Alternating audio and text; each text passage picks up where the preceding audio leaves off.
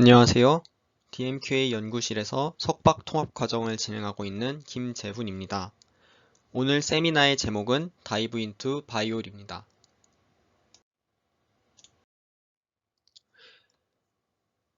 저의 주 관심 분야는 Reinforcement Learning과 Self-Supervised Learning이고 이번 세미나는 Self-Supervised Learning 분야에 대해서 준비를 하였습니다.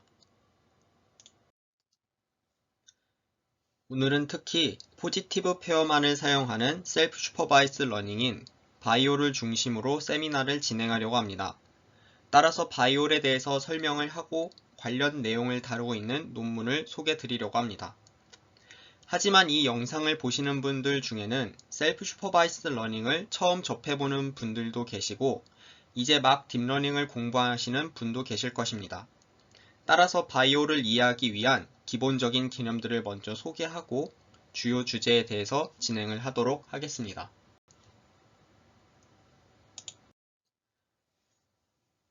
셀프 슈퍼바이스 러닝을 이해하기 위해서는 먼저 레프레젠테이션 러닝에 대해서 알고 갈 필요가 있습니다. 레프레젠테이션 러닝이란 먼저 한 문장으로 표현을 해보자면 최종적으로 수행하려는 작업을 잘 하기 위해서 모델이 입력 데이터의 특징을 잘 표현할 수 있도록 훈련하는 것이라고 할 수 있겠습니다. 이 문장을 좀 더 풀어서 설명드리기 위해서 일단 첫 번째 꼭지를 참고하도록 하겠습니다. 먼저 최종적으로 수행하려는 작업을 분류 작업이라고 해보겠습니다. 이때 이 데이터 공간 상위에서 있는 이 검은 점 두 개를 클래스 A 그리고 하얀 점과 빨간 점을 클래스 B라고 하겠습니다.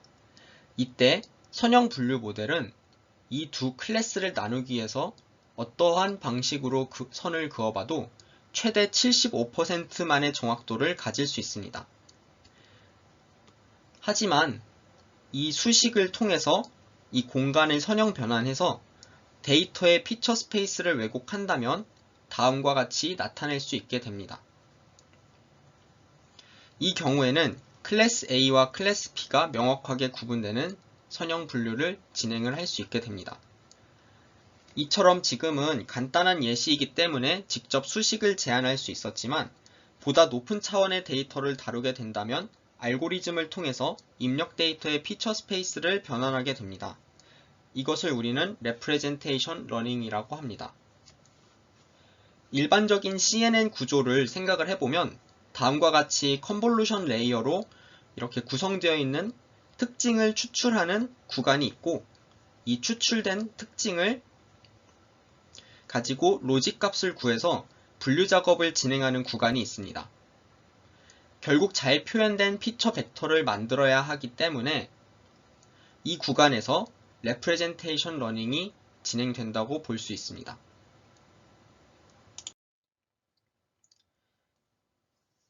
이번엔 셀프 슈퍼바이스 러닝에 대해서 알아보겠습니다.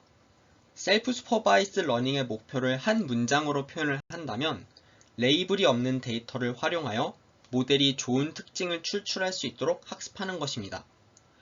좋은 특징을 추출하는 것이 목표인 만큼 셀프 슈퍼바이스 러닝은 레프레젠테이션의 러닝의 일종으로도 볼 수 있고 실제로 셀프 슈퍼바이스드 레프레젠테이션 러닝이라고도 합니다. 전체적으로 셀프 슈퍼바이스 러닝은 두 단계로 학습을 진행합니다. 먼저 셀프 슈퍼바이스드 방식으로 모델을 학습한 뒤 학습된 모델을 가져와서 최종적으로 진행하는 작업에 알맞게 전이학습을 진행하는 것입니다.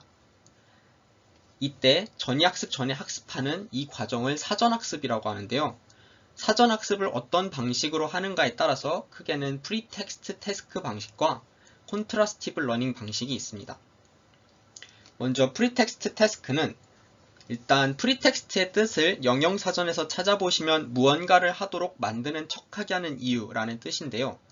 따라서 프리텍스트 태스크는 레이블이 있는 척하게 만드는 태스크 정도로 해석을 하시면 될 것 같습니다. 아래의 예시는 그중 하나인 로테이션인데요. 보시는 것처럼 주어진 입력 데이터가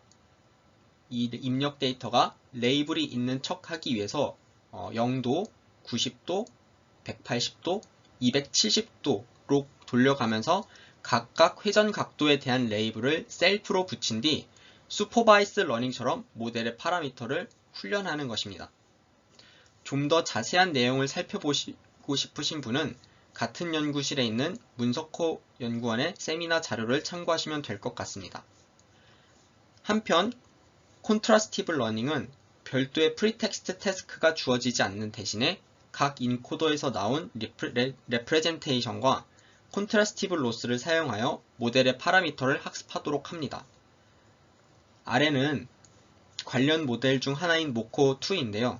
다음 슬라이드에서 이를 예시로 들어 좀 더 자세히 설명하도록 하겠습니다. 그리고 문석호 연구원의 제가 말씀드린 문석호 연구원의 세미나는 이 제목을 찾아가시면 될 것 같습니다.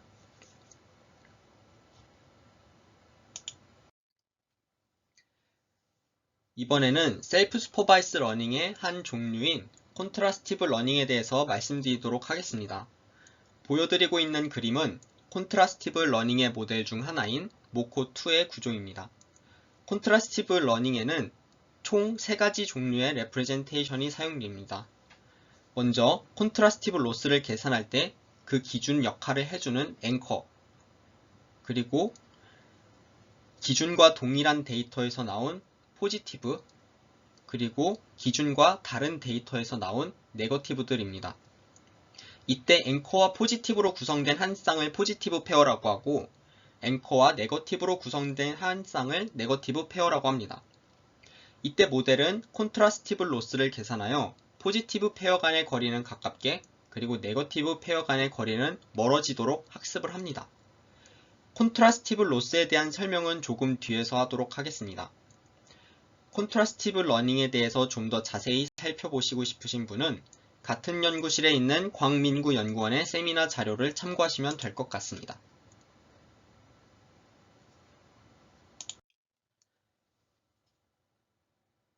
콘트라스티브 러닝 방법론은 기존의 프리텍스트 기반의 방법론을 사용할 때보다 더 많은 성능 향상을 꾀할 수 있었습니다.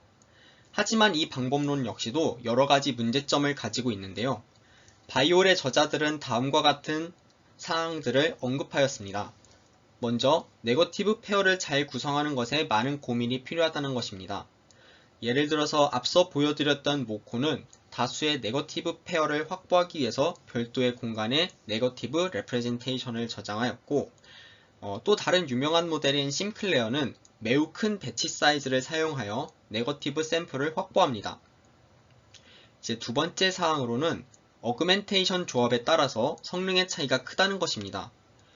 보여드리고 있는 그림은 심클레어 논문에서 진행한 어블레이션 스터디로 이미지의 물리적인 형태나 색상을 왜곡하는 기법들 간의 조합에 따라서 나타나는 성능을 히트맵으로 정리한 것입니다. 보시는 것처럼 어떤 조합은 성능이 2점대인 것도 있고 어떤 조합은 60점 가까이 나오는 경우도 있습니다. 세 번째 문제점은 콘트라스티브 러닝으로 충분한 성능을 발휘하기 위해서는 수많은 네거티브 샘플을 사용하여 비교하는 과정이 필요하다는 것입니다. 따라서 바이올은 포지티브 페어만을 사용함으로써 콘트라스티브 러닝이 가지는 한계점으로부터 벗어나고자 하였습니다.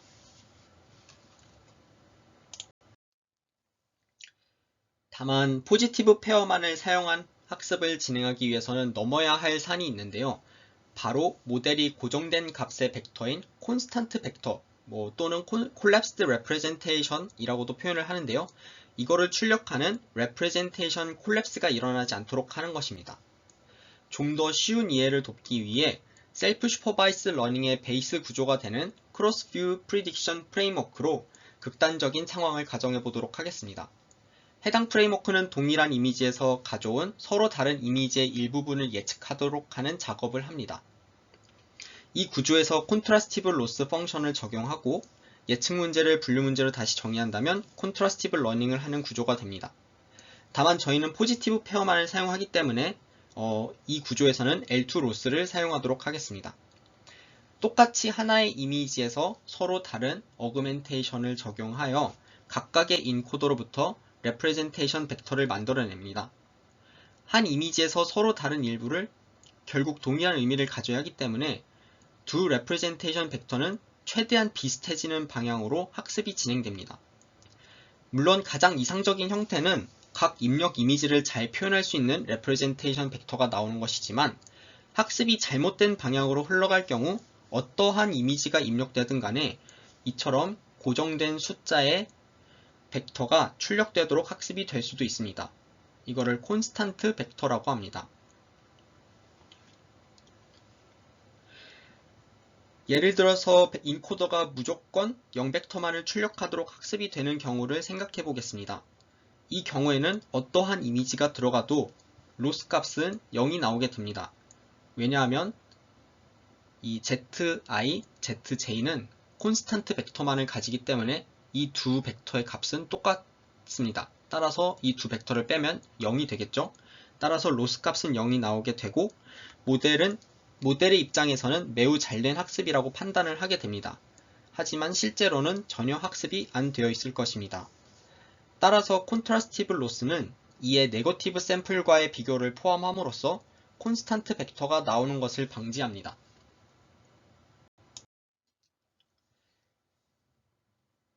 그렇다면 콘트라스티브 로스는 어떻게 콘스탄트 벡터가 나오는 것을 방지할까요? 이 부분도 한번 짚고 넘어가도록 하겠습니다.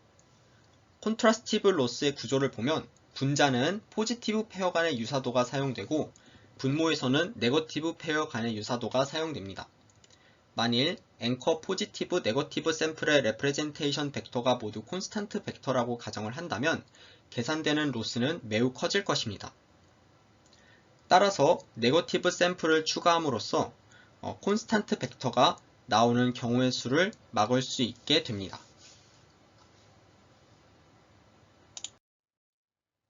이번에는 바이오를 만드는 데 가장 핵심이 되었던 실험에 대해서 알아보도록 하겠습니다. 일단 바이오 저자들은 포지티어 페어만을 사용하여 좋은 레프레젠테이션을 학습할 수 있는 실험을 계획하였습니다. 먼저 랜덤한 파라미터 값을 가진 인코더에 대해서 우선 파라미터가 변하지 않도록 고정을 해줍니다. 그 뒤에 선형 레이어를 하나 쌓아서 이미지넷 데이터셋에 훈련 데이터셋으로 학습시킨 뒤 검증 데이터셋으로 성능을 측정하였습니다. 당연한 얘기겠지만 선형 레이어 하나만으로는 이미지의 특징을 추출하는 인코더의 학습을 하지 못하도록 막아두었기 때문에 당연히 좋은 성능이 나올 수가 없습니다. 결과에 따르면 탑1 어큐리시가 1.4%밖에 나오지 않았다고 합니다. 이 다음 실험에서는 우선 방금 진행한 실험에서 쓴 것과 동일한 구조의 네트워크에 데이터를 입력을 하여 출력값을 얻습니다.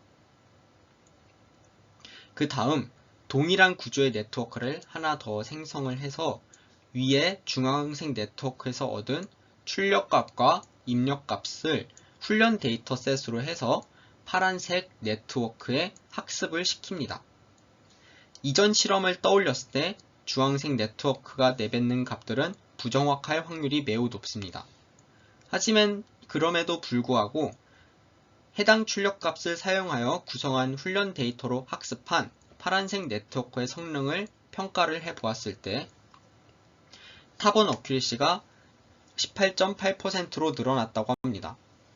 성능 자체는 여전히 낮은 편이지만 부정확한 데이터임에도 학습을 했을 때 보다 나은 레프레젠테이션을 만들게 된 셈이기 때문에 이 실험이 바이오를 만드는 큰 동기가 되었다고 합니다.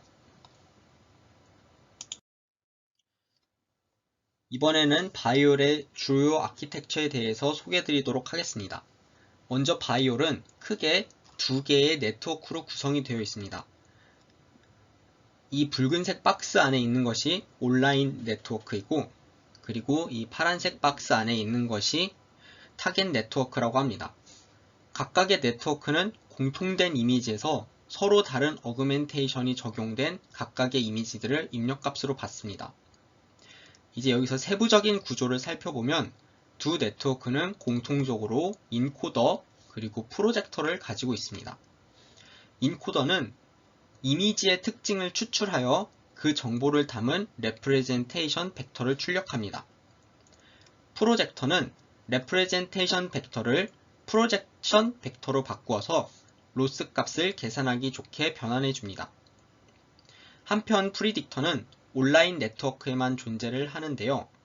바이올의 학습은 온라인 네트워크에서 나온 프로젝션 벡터로 타겟 네트워크에서 나온 프로젝션 벡터를 예측하는 과정을 통해 이루어지기 때문입니다. 따라서 이를 예측하는 모듈인 온라인 네트워크에만 존재하는 것입니다. 이와 관련하여 두 네트워크의 또 다른 차이점은 온라인 네트워크는 예측을 한 이후 손실함수로부터 나오는 그라디언트로 파라미터를 업데이트를 합니다. 하지만 타겟 네트워크는 그라디언트 값을 받지 않으며 온라인 네트워크의 파라미터 값과 타겟 네트워크의 파라미터 값을 가중평균한 값으로 업데이트를 합니다. 이렇게 타겟 네트워크가 학습하는 방법을 익스포넨셜 무빙 에버리지라고 합니다. 마지막으로 바이올은 네거티브 샘플을 사용하지 않기 때문에 콘트라스티브 로스가 아닌 L2 로스를 사용합니다.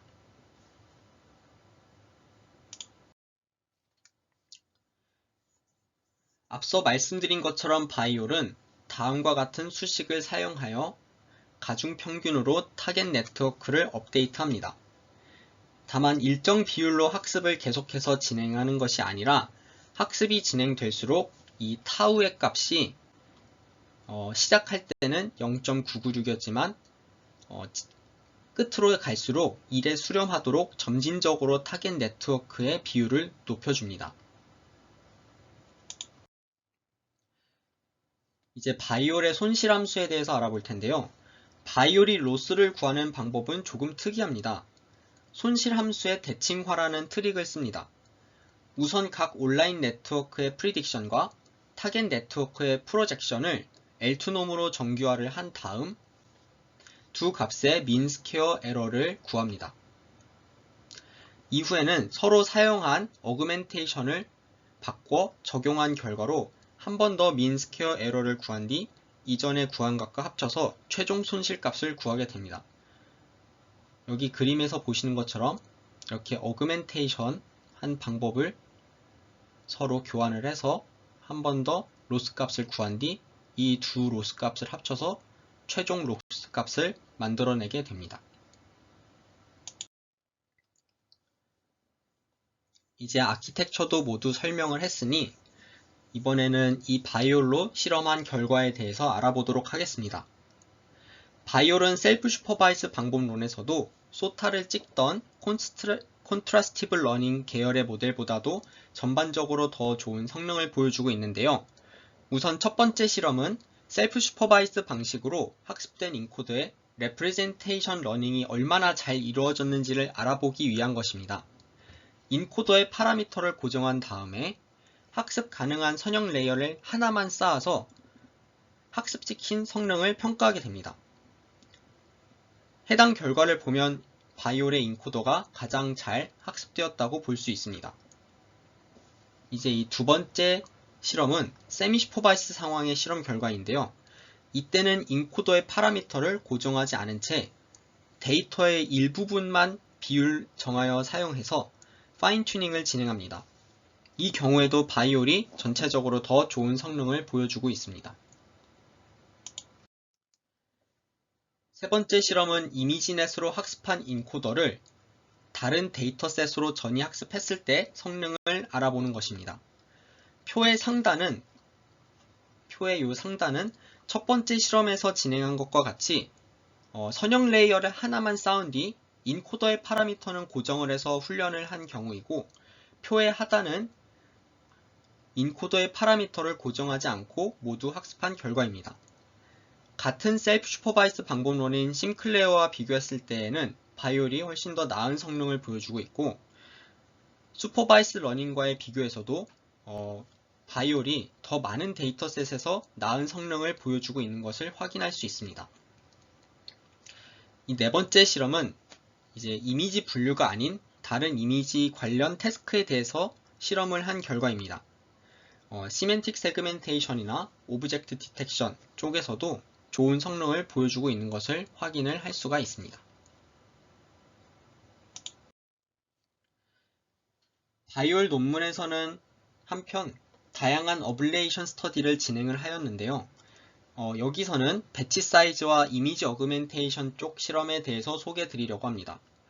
배치 사이즈에 대한 실험은 심클레어와의 비교를 진행해서 그런지 성능 차이가 더욱 두드러졌는데요. 심클레어는 네거티브 샘플을 배치 사이즈를 키워서 확보하는 특성 때문에 성능이 배치 사이즈 크기에 매우 민감한 것을 확인하실 수가 있습니다.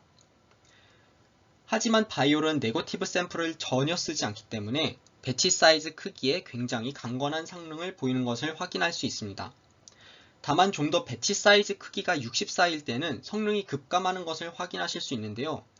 이는 바이올에서 사용한 배치 노멀라이제이션이 잘 작동하기 위해서는 충분히 큰 배치 사이즈를 요구하는데 배치 사이즈를 64로 줄일 때에는 이 부분이 영향을 받기 때문에 성능이 급격하게 하락하는 모습을 보이는 것입니다.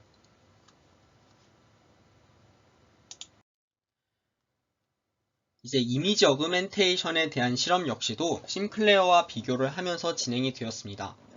여기서 심클레어는 컬러 디스토션의 유무에 따라서 성능이 차이가 확연하게 나타나는 반면 바이올은 비교적 강건한 모습을 보여주고 있습니다.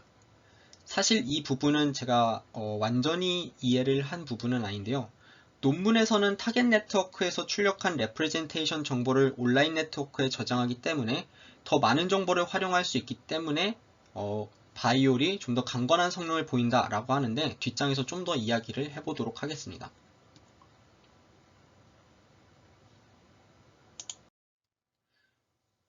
우선 심클레어가 컬러 디스토션, 예를 들어서 색깔을 회색으로 바꾼다던가 아니면 색깔을 좀 더 감도 이런 거를 조정을 한다던가 이런 컬러 디스토션에 민감한 이유는 한 이미지에서 단순히 일부분을 가져오는 경우에는 어느 정도 다른 일부를 가져왔다고 하더라도 색상값의 분포를 나타내는 이런 컬러 히스토그램이 서로 유사하게 보이기 때문이라고 합니다. 반면에 완전히 서로 다른 이미지, 지금은 강아지인데 예를 들어서 고양이가 있을 수도 있고 코끼리가 있을 수도 있겠죠. 이 이미지들 간에는 컬러 히스토그램이 명확하게 차이가 나는 편이기 때문에 만약에 모델이 이러한 컬러 히스토그램 쪽에만 주목을 하게 된다면 이런 포지티브 페어를 찾는 게 굉장히 쉬워집니다. 따라서 다른 피처를 학습하기보다는 이 컬러 히스토그램에만 집중을 하기 때문에 트리비얼 솔루션을 학습을 하게 됩니다. 따라서 컬러 디스토션이 안 들어가는 경우 심클레어의 성능이 확 낮아진다고 합니다. 하지만 바이올의 경우에는 심클레어만큼 민감하지는 않은데요. 제가 여러 가지를 생각해 보았지만 좀 더 정확하게 이해를 하게 되면 그때 제가 다시 공유를 해드리도록 하겠습니다. 이렇게 다양한 어블레이션 스터디를 통해서 바이올의 특징을 알아보려고 했는데요. 그럼에도 이렇게 다양한 어블레이션 스터디를 했음에도 아직 미개척지로 남은 부분이 있습니다. 바로 바이올에서 도대체 어떤 요소가 레프레젠테이션 콜랩스를 방지해주는지는 명확하게 언급이 되지 않고 있다는 점입니다. 우선 원 논문은 실험 결과를 보건대 프리딕터와 익스포넨셜 무빙 에버리지 과정이 콜랩스를 방지하는 것으로 추측이 된다고만 언급을 하고 있습니다. 하지만 그 이후에 배치 노멀라이제이션이 그 역할을 한다는 주장이 나왔고 이 주장에 대해서 다시금 바이올의 저자들이 반박을 하는 논문을 내었습니다. 현재도 이와 관련한 논문들이 종종 나오고는 있지만 이번 세미나에서는 배치 노멀라이제이션이라고 주장한 이 건에 대해서만 알아보도록 하겠습니다. 사실 이 주장은 논문으로 나온 것은 아니고 바이올을 구현하던 도중 발견한 사실을 블로그에 올려서 알려지게 된 경우입니다. 하지만 해당 포스트가 바이올을 공부하는 사람이라면 한 번쯤 볼 것을 많이 추천하고 있고 특히 딥마인드 팀에서 반박하는 논문을 낼 만큼이면 한번 다루어 보기 좋다고 생각을 하였습니다.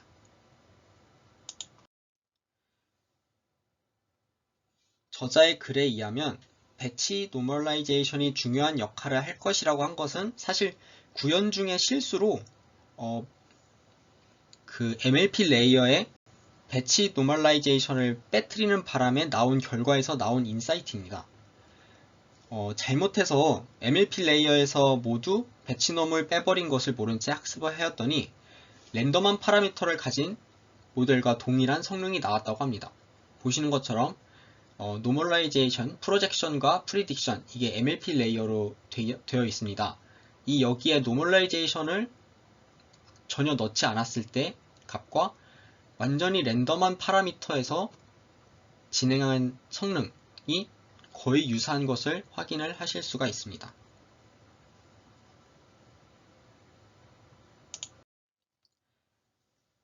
따라서 저자는 이렇게 배치 노멀라이제이션이 레프레젠테이션 콜랩스를 방지한다고 하면서 두 가지 주장을 하는데요. 먼저 배치놈의 정규화 기능이 콜랩스를 방지한다는 것입니다. 실제로 콜랩스가 일어나게 되면 모든 데이터의 레프레젠테이션이 동일한 하나의 값을 가집니다. 그래서 콘스턴트 벡터라고 하죠. 이는 분포가 한쪽으로만 쏠리는 것을 상상해 볼 수 있습니다. 하지만 정규화를 하게 된다면 이 레프레젠테이션 간의 거리가 강제적으로 재조정될 수 있습니다. 따라서 한 점으로 모일 가능성이 차단되기 때문에 콜랩스를 방지할 수 있게 되는 것이죠. 그 다음으로는 배치 노멀라이제이션이 바이올로 하여금 임플리시트한 콘트라스티브 러닝을 하게 한다는 주장입니다. 우리가 알고 있는 익스플리시트한 콘트라스티브 러닝이 명확한 네거티브 샘플을 가지고 콘트라스티브 로스를 구하는 것이라고 한다면 저자가 언급하고 있는 임플리시트 콘트라스티브 러닝은 이 미니 배치 내의 샘플들의 평균을 네거티브 샘플로 삼는 것입니다.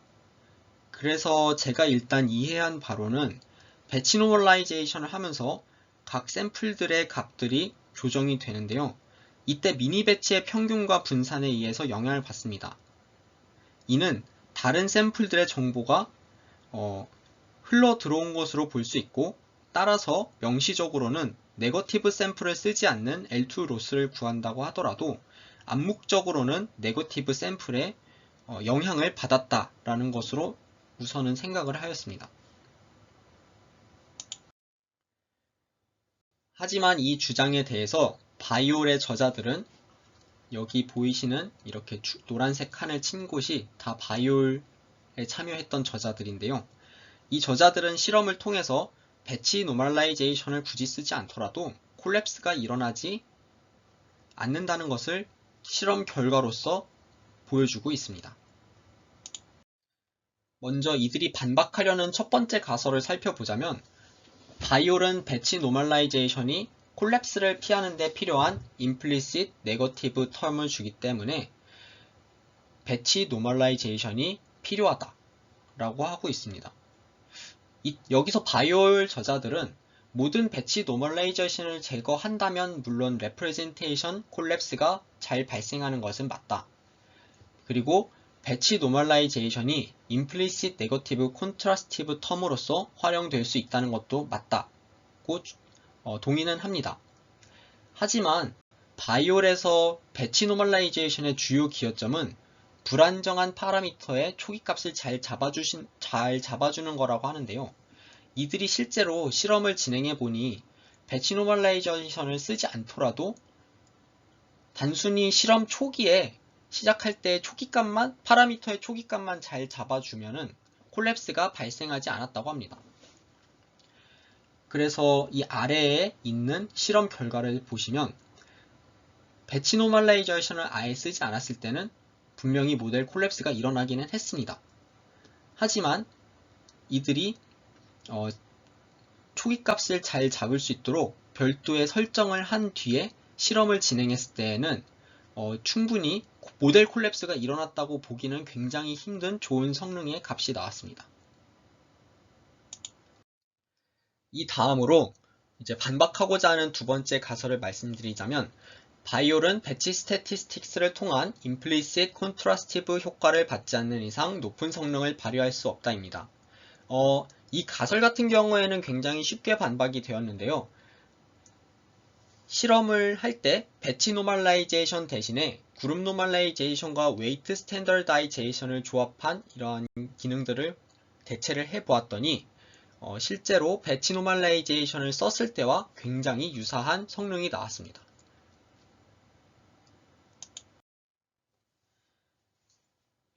바이올에서 어떤 요소가 레프레젠테이션 콜랩스를 막아줄까에 대한 논쟁은 아직도 진행 중에 있습니다. 이것은 여기 맨 먼저 보이는 이 논문은 일단 논문은 아니고 여러가지 실험을 진행한 테크니컬 리포트인데요. 작년 말에 아카이브에 올라왔고 레지넷의 저자인 카이밍히가 참여를 하였습니다. 바이올처럼 포지티브 샘플만을 사용하는 셀프 슈퍼바이스드 모델을 제시하면서 다양한 실험을 진행한 결과 스탑 그라디언트가 주요 원인이라고 주장을 하고 있습니다. 그리고 제가 이번 달에도 올라온 논문을 하나 확인했는데요.